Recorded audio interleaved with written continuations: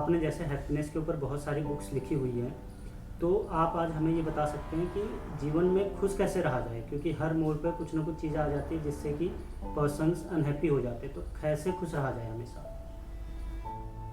देखिए, अगर मैं ये कहूँ कि खुश रहना बहुत आसान है तो लोग शायद इस बात को समझ नहीं पाएंगे, क्योंकि जो समझ चुका है उसको जल्दी समझ में आएगी। जिसने कभी ये कोशिश की हो खुश रहने की, उसको जल्दी समझ में आएगी और वो बहुत समझ जाएगा कि मैं उसका क्यों कह रहा हूँ कि ये बहुत आसान है। छोटी छोटी बातें हैं।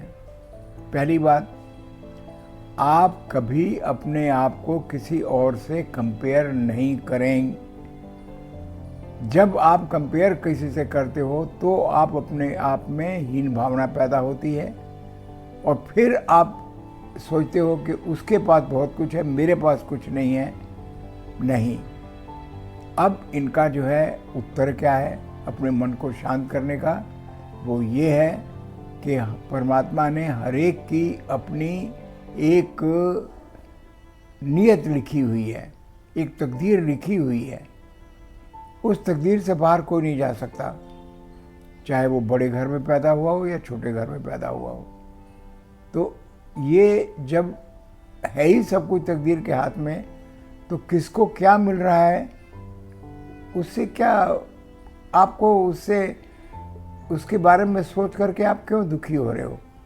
आप अपने आप को प्रसन्न रखो, जो आपका है वो आप ही को मिलेगा, जो उसको मिल रहा है वो उसी को मिलेगा। दूसरी बात, एक्सपेक्टेशन मत रखिए। जैसे जैसे लाइफ में जो जो चीज़ें आती जाती हैं वो अपने आप आती रहेंगी, उनको कोई रोक नहीं सकता। जो चीज़ें आपको मिलनी है उसको कोई रोक नहीं सकता। ये मत सोचिए कि किसी और ने मेरे पे नज़र लगा दी या किसी ने मेरे पे टोटका कर दिया।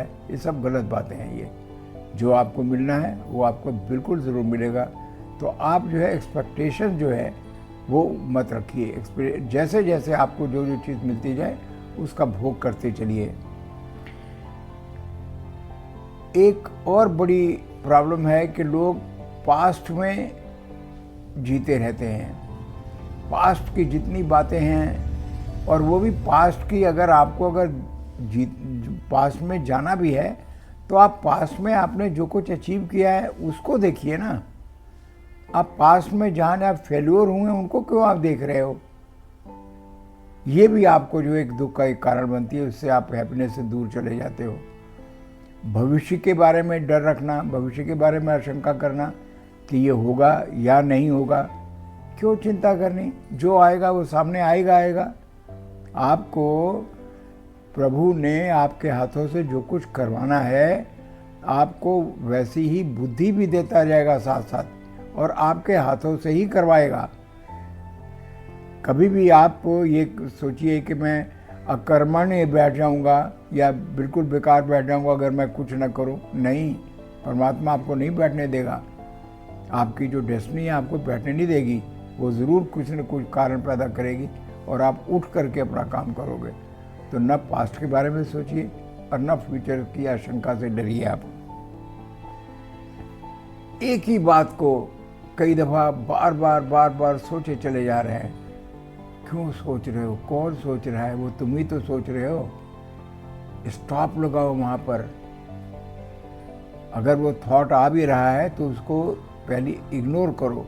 नहीं है तो बलपूर्वक हटाओ कि नहीं, मुझे इसके बारे में नहीं सोचना है।